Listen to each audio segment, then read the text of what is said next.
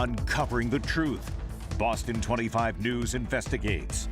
Home daycare on the Cape has shut down. This comes as 25 investigates began asking questions about a man who had been staying there. Investigative reporter Ted Daniel is breaking this story. As Ted explains, that man was a wanted fugitive.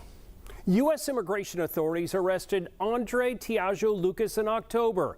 According to ICE, he came to Massachusetts to escape a prison sentence in his home country.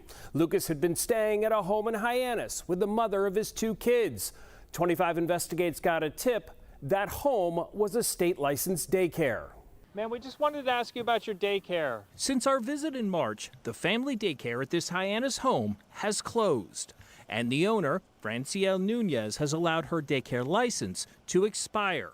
This is a screenshot from before Nunez's name was removed from a database of state-approved child care providers. The Department of Early Education and Care, or EEC, gave Nunez a daycare license in March 2022, but that never should have happened. She was hiding a secret. 13 anos em Minas Gerais. Tiago Lucas, de 30. Andre Tiago Lucas is the reported father of Nunez's children. ICE says he was sentenced to 9 years of prison for the rape of a 13-year-old girl in his home country of Brazil. Nothing surprises me anymore. Do I find it wrong? 100% wrong. We shared our findings with Worcester County Sheriff Lou Evangelitis, an outspoken supporter of immigration reform in Massachusetts. But the idea that someone has been documented that a Brazilian national fled the country because they were convicted for rape of a 13-year-old and could come to Massachusetts and not only disappear into the fabric of Massachusetts, but actually be living in a home that was a daycare center for young people.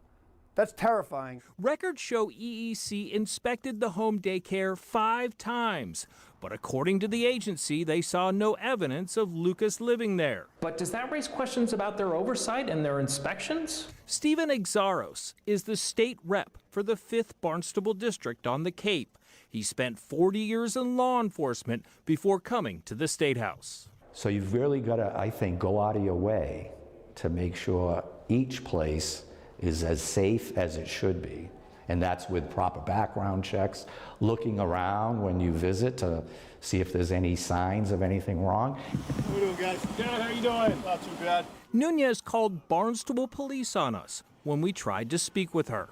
Can I leave you my card in case you have a lawyer or someone else who'd like to speak with me? EEC confirms it did not learn of Lucas's connection to the daycare until 4 months after his highly publicized arrest. Our children are innocent, and when they go to a daycare, it's almost like we're putting their lives in the hands of others. EEC requires background checks on all people who live or regularly visit home daycares. But even if Nunez had disclosed Lucas, his child rape conviction in Brazil would not have been found. That's because EEC does not check for criminal history outside of the U.S. The agency also doesn't check immigration status. For 25 Investigates, I'm Ted Daniel.